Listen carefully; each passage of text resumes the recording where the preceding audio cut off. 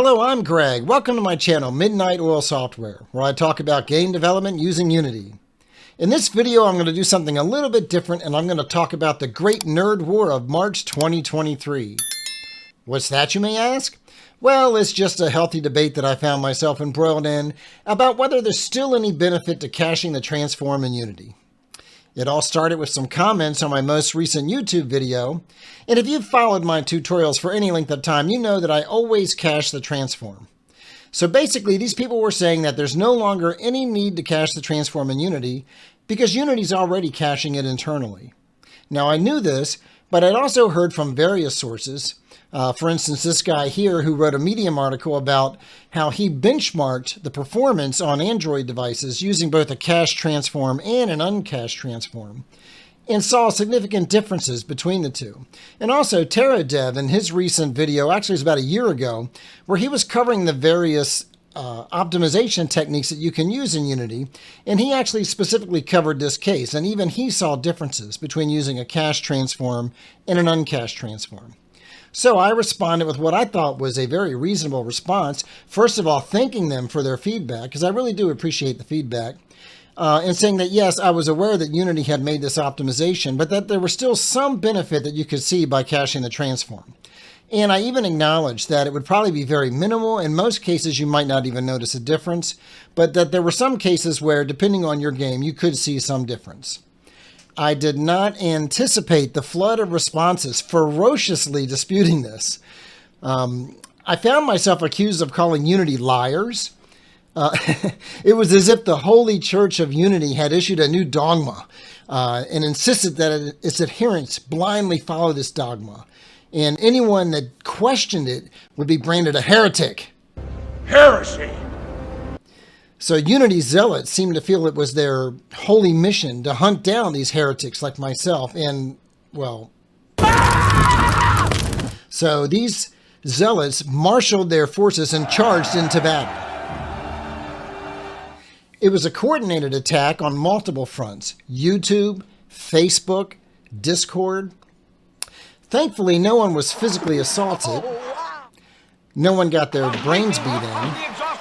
There were no casualties, except for my naive expectations that rational software engineers would argue in good faith. But most important of all, no animals were harmed in the course of this debate.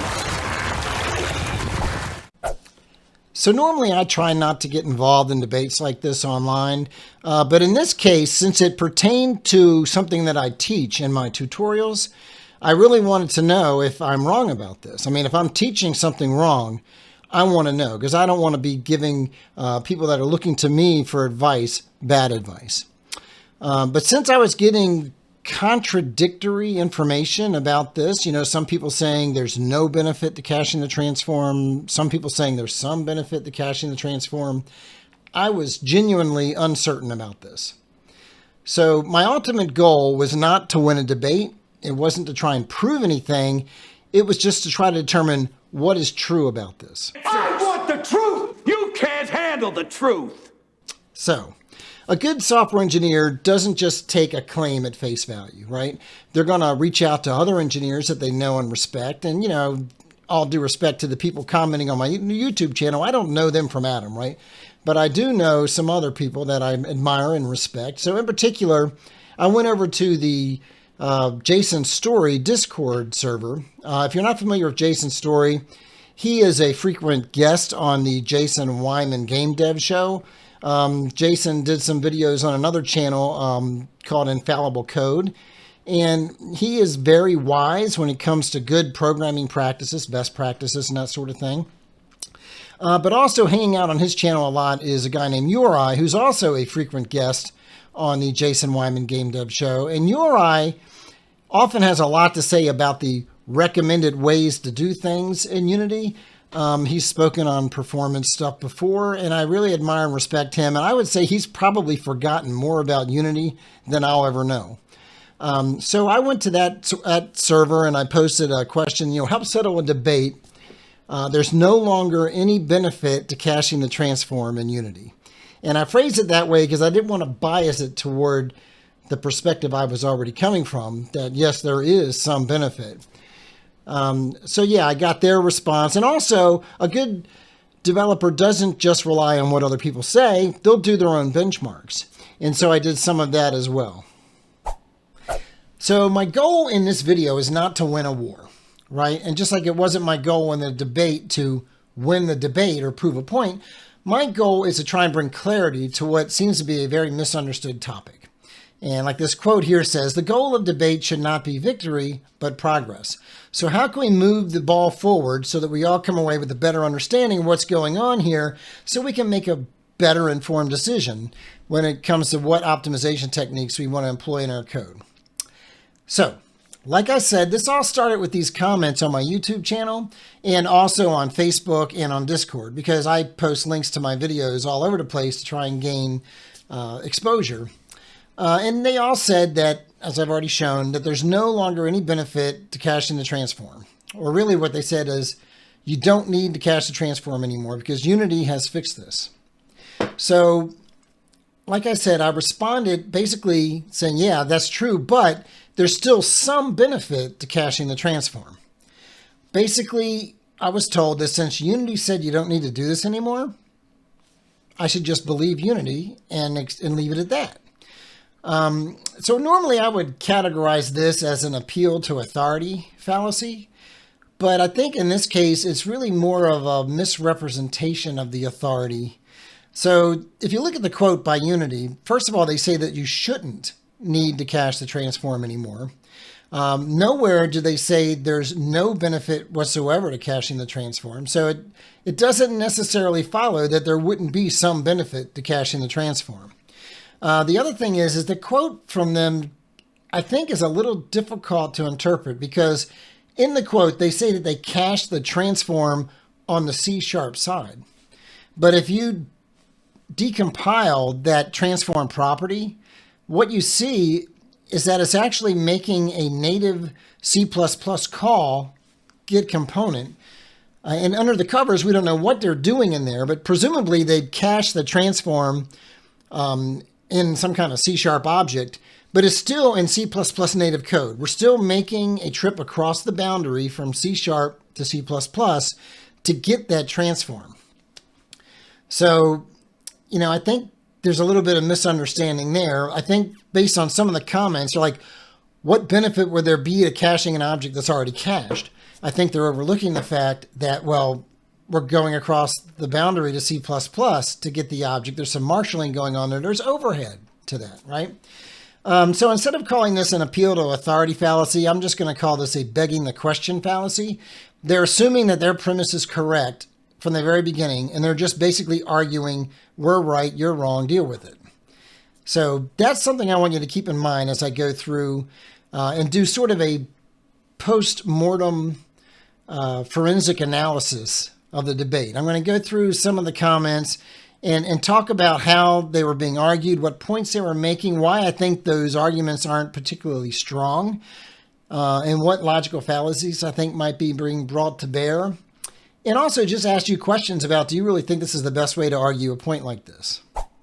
So in addition to saying that, well, Unity says you shouldn't do this, so don't do it, the argument was made repeatedly that we profiled how long it takes to get the transform and to use a cache transform, and that one instruction only took 4 nanoseconds, regardless of whether we're using the cache transform or the uncached transform. Therefore, there's no way that could affect performance. Okay, that was the main technical gist of their argument. And it was repeated over and over and over again. So I'm going to explain why I think that argument is not very strong. First of all, it ignores any other things that's going on when you're manipulating a transform, right? They're just getting the transform. They're not doing anything with it.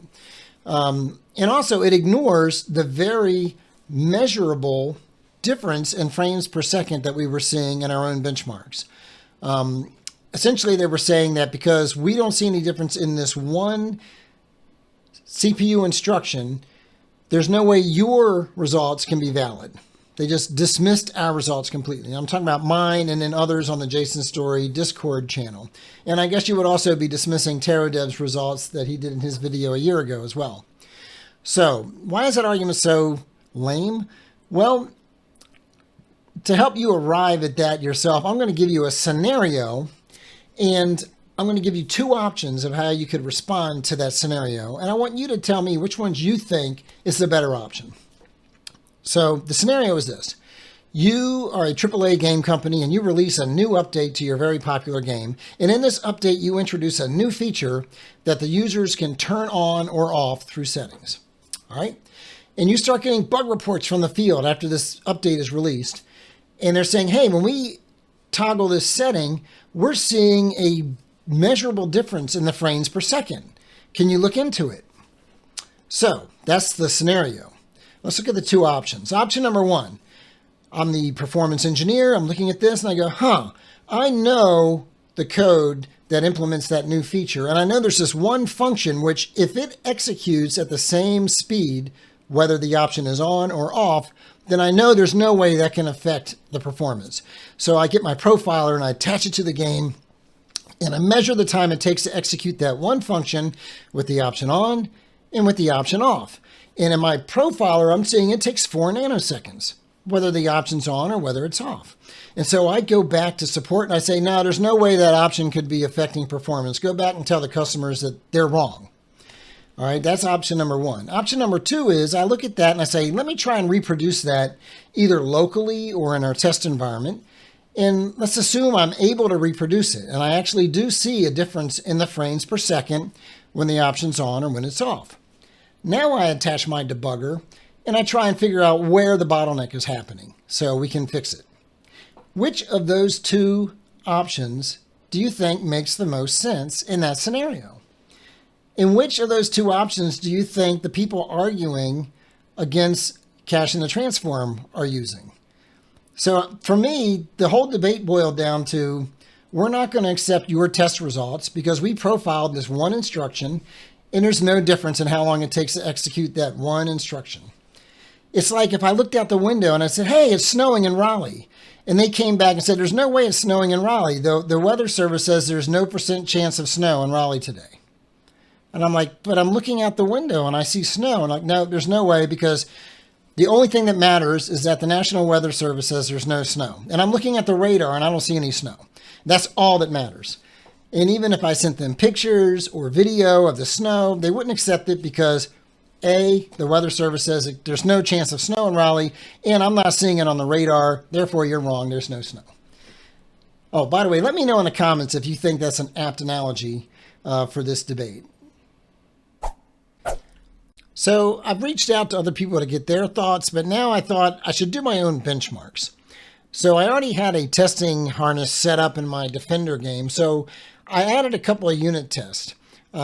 Basically, underneath of this test, I had a single monobehavior script that would manipulate a transform either through a cached transform or an uncached transform. And by manipulate, I mean I modified transform.position, adding vector3.forward to it. So I call one method would do underscore transform.position plus equals vector3.forward. So that's moving the cached transform. The other one did the same thing, but for the uncached transform. And then the unit test, basically there were two separate tests. One would do 5,000 or 500,000 iterations where it would call the function for the cached transform. And then the other one would do the same thing, but for the uncached transform. And I measured the test in Rider, JetBrains Rider. So I'm running the test in the IDE. I'm not running them in Unity. And Rider tells you how long a test takes to run. And, you know, the first time you run it, there's some stuff that gets done to just load up and prepare for the test. So I did several runs to kind of get an average of the execution speed. And basically what I saw was a 30% difference in favor of using the cached transform. So I shared these results. I shared them with the different people I was debating with on YouTube, Facebook, and Discord. But I also shared them in the Jason Story Discord, where other people were also discussing this. Essentially, the people that I was debating with refused to accept the validity of the test. And they also misinterpreted my statement. They thought I was saying that there was a 30% difference per frame. But what I was saying is that over the whole test, there was a 30% difference. So they essentially dismissed the validity of my test. For one thing, saying that because I was running in the IDE and doing it with unit tests, that it wasn't a reliable test. And granted, I'm sure it wasn't the most accurate in terms of getting the exact timing, but one thing is certain, it showed a difference between using a cache transform and an uncached transform. And since the conditions of the test applied equally to both cases, the odds will be even. I would expect to either see no difference between the two, or erratic results where sometimes one was faster and then sometimes the other was faster. That's not what I saw. What I saw was it was consistently faster using a cached transform. So having done that, I decided to go a step farther and write an actual game. I just created a new Unity project, a blank project. And in this one, I spawned 30,000 cubes. All right. And each cube had a monobehavior script on it that all it did is in this update method, it rotated the cube. That was it. And so what I did was I made it so I could toggle between rotating the cube using the cached transform and using the uncached transform. And what I saw was about a 3 frame per second difference using the cached transform and the uncached transform. It was 3% faster using a cached transform. Not 3%, 3 frames per second faster. But if you look at the frame time, there was actually about a 10% difference in frame time using the cached over the uncached. So once again, they refused to acknowledge the validity of the test, and again said that because I was running it in the Unity editor and changing, between using cache and uncached using the keyboard and how, just moving your mouse can affect the test. Again, it's the same argument. But again, the same thing is true, that those conditions applied equally to both cases. So either you should see no difference between the two, or erratic differences where sometimes the cached is faster, sometimes the uncached is faster. That's not what we saw. What we saw was if you're using the uncached transform, it was going between 32 and 35 frames per second. And then if you switch to the cached transform, it was going from 35 to 38. So on average, 37 compared to 34 frames per second. A 3 frame per second difference. But once again, they said that all that matters is A, Unity says you don't need to do it, so why are you disagreeing with Unity?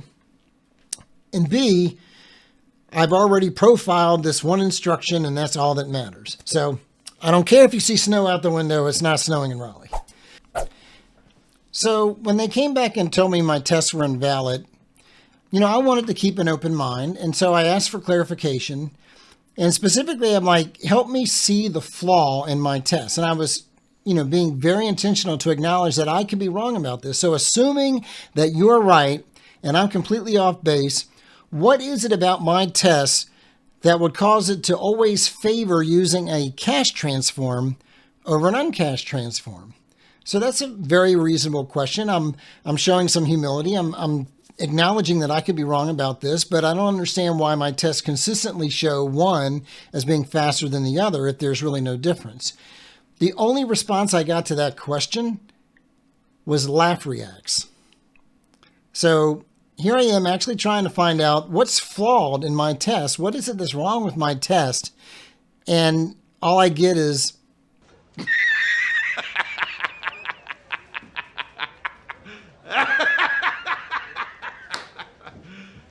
You serious?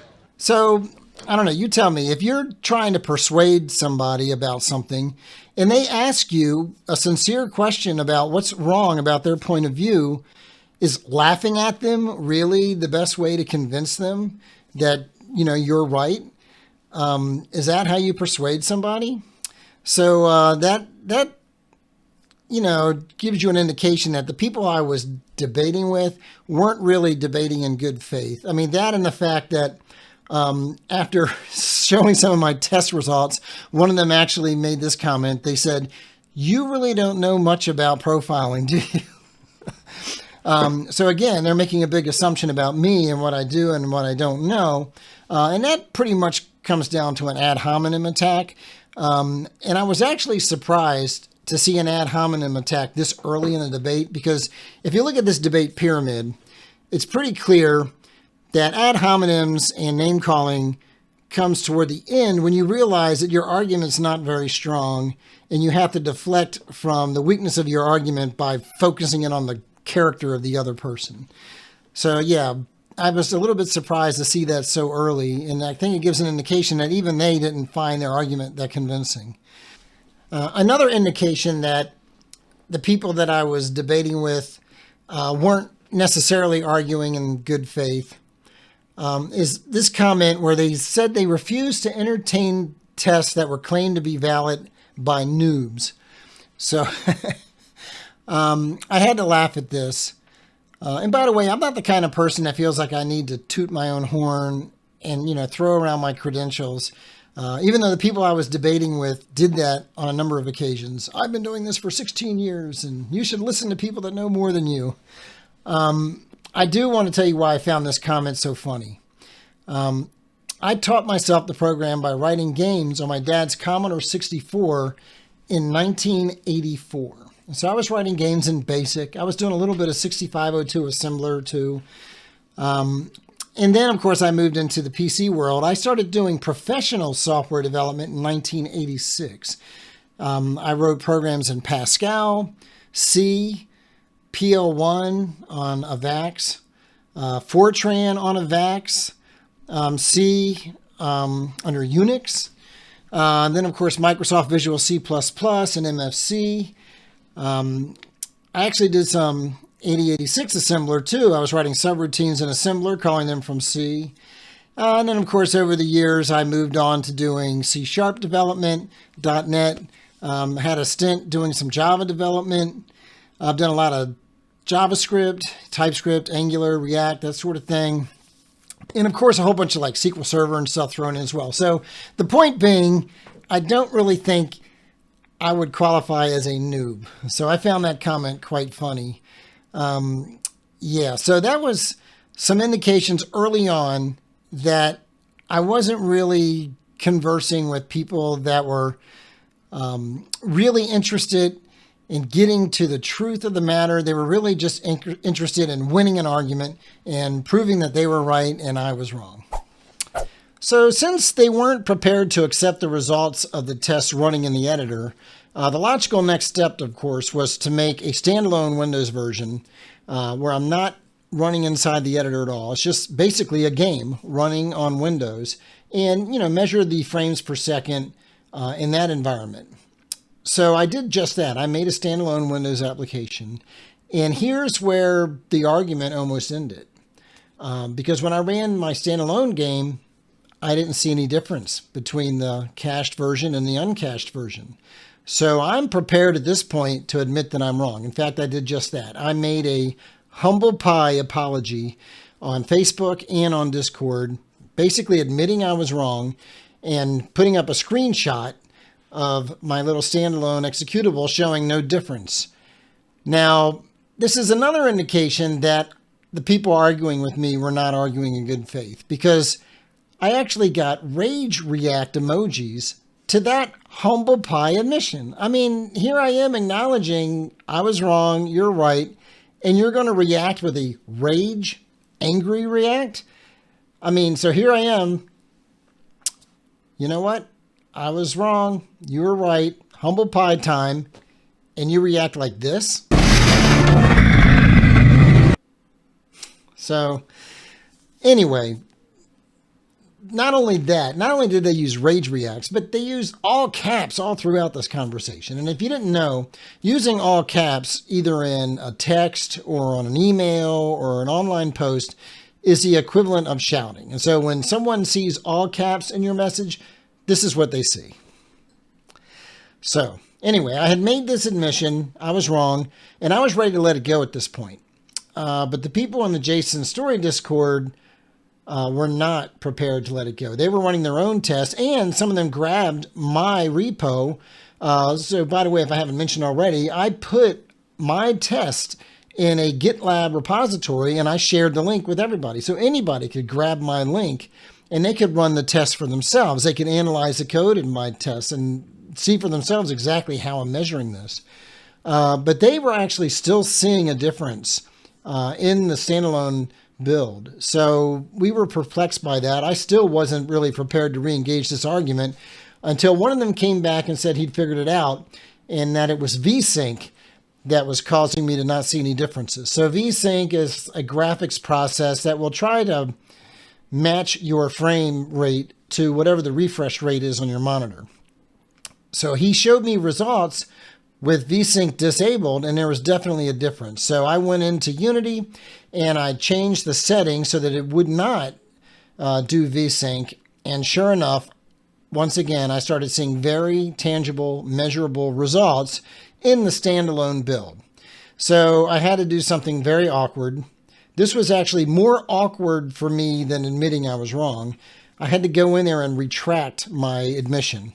I felt like Al Gore in the 2000 election, retracting my concession speech. And as you may predict, this did not go over well. They're like, once again, you're accusing Unity of lying. And so even with a standalone Windows application showing concrete differences in frame rate using a cache transform and an uncached transform, they weren't prepared to accept the results. And once again, I was greeted with rage reacts. So some of the arguments given against the validity of my standalone Windows application was that I was testing more than just getting the transform. I was actually displaying cubes and rotating them. So there's some graphics and rendering and stuff involved. And also the fact that every cube had a script on it with an update method. So update was being called over and over and over again. And update is called from the C++ side. So that was introducing extra overhead into the test.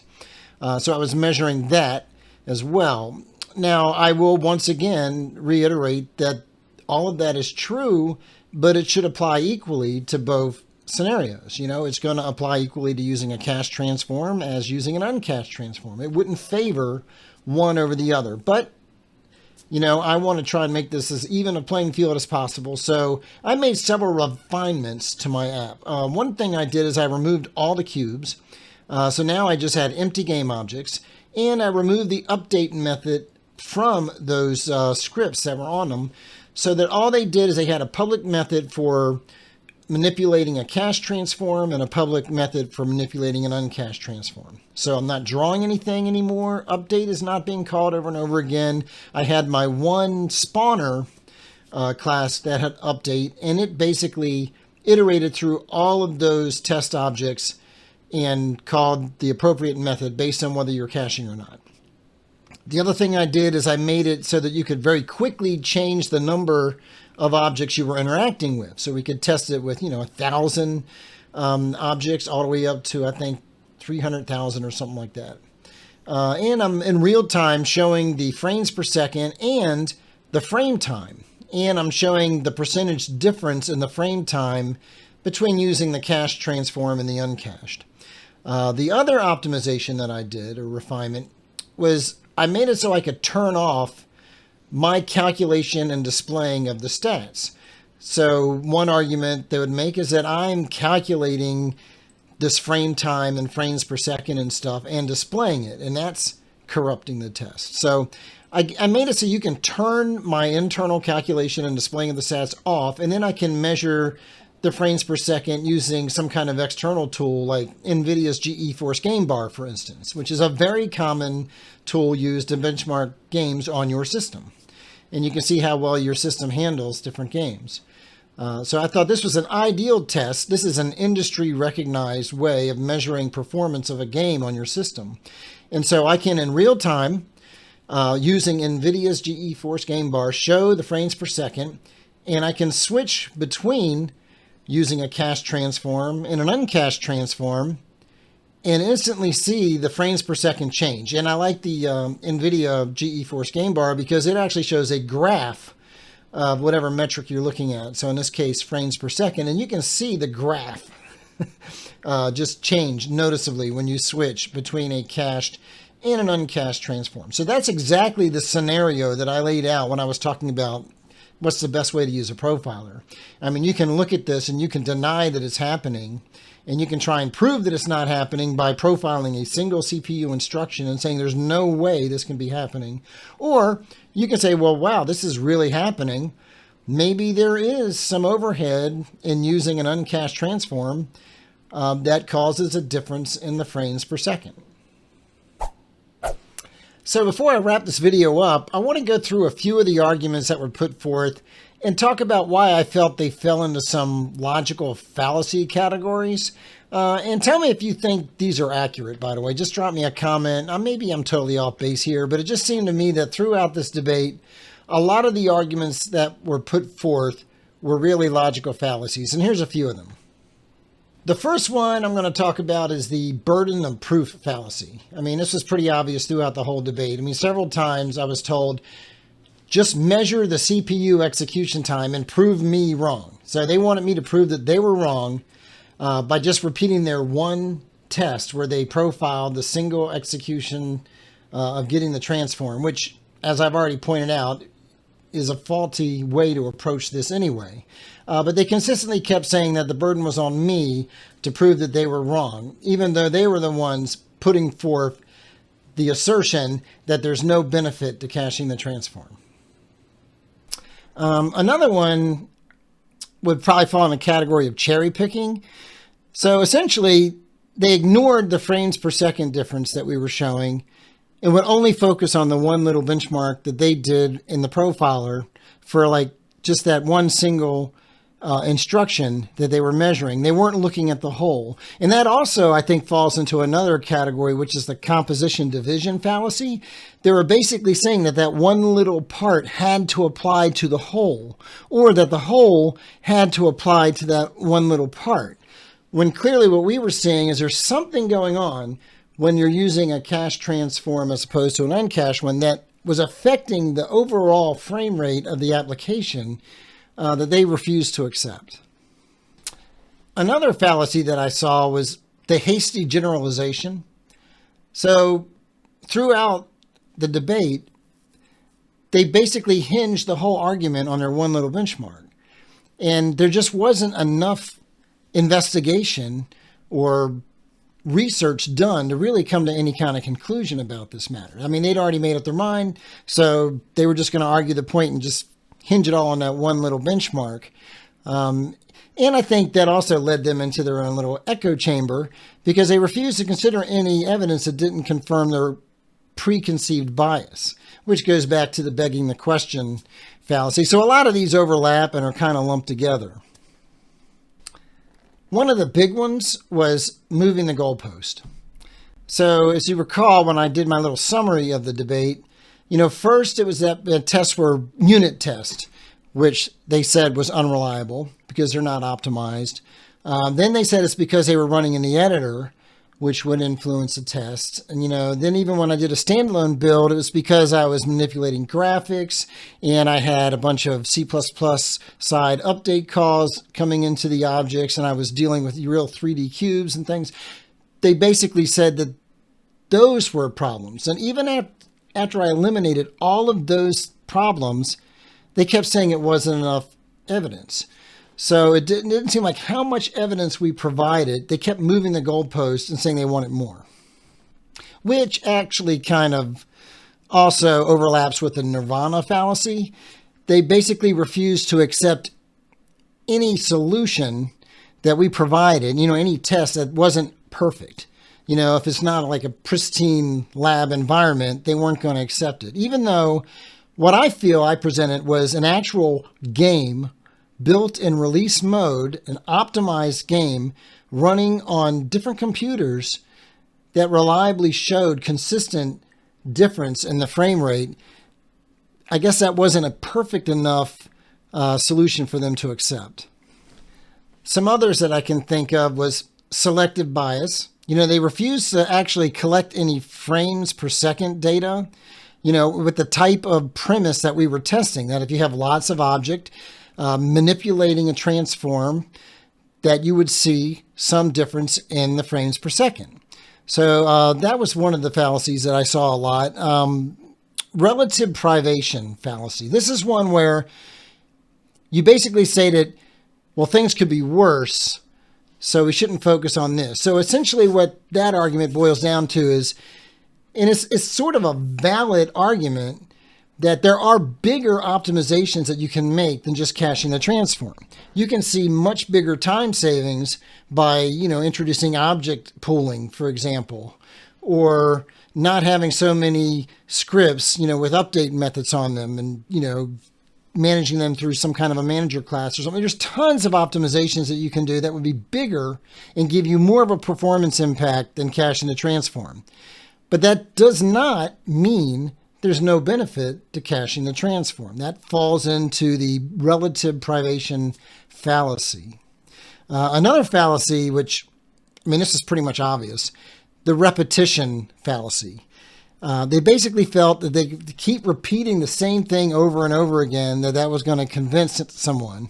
That's just not an argument. And the final one I guess I want to bring up is the straw man argument. And there weren't really a lot of straw men in this debate. I guess the main one that I can think of was accusing me of saying that Unity was lying, making me defend a position I don't hold. I don't hold the position that Unity's lying. I don't hold the position that Unity's wrong. I don't hold the position that Unity did not cache the transform internally. Those are straw men that I feel were leveled against me, just really, I think, to distract from the main point that I was trying to make. And I think there was some miscommunication in this. I was saying, given this scenario where you have lots of objects manipulating their transforms, you can see some performance difference. And it might not be huge, especially on a high-end PC. And I repeated this over and over again. I acknowledge this point. I acknowledge you're not going to see huge performance gains in most cases. I was simply trying to make the case that, yeah, in some cases, probably rare cases, I even use those exact words, you could see some minor performance differences if you cache the transform. But they weren't ever willing to acknowledge that or concede on that point. So as we come to the end of this video, I just want to thank everybody for hanging around and watching. If you've stuck through to the end, good on you. I admire your perseverance. Hopefully the video was entertaining and informative. And hopefully it didn't trigger anybody any worse than they already had been. And I want to encourage more discussion around this, hopefully charitable, fruitful discussion.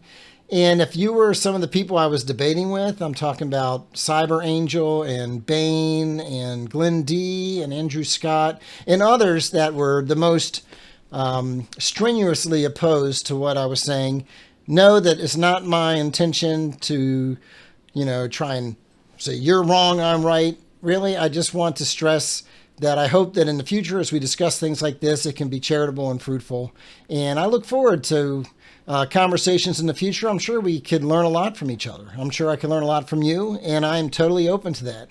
And along those lines, thanks again for all the engagement on my YouTube channel and on Facebook and in Discord.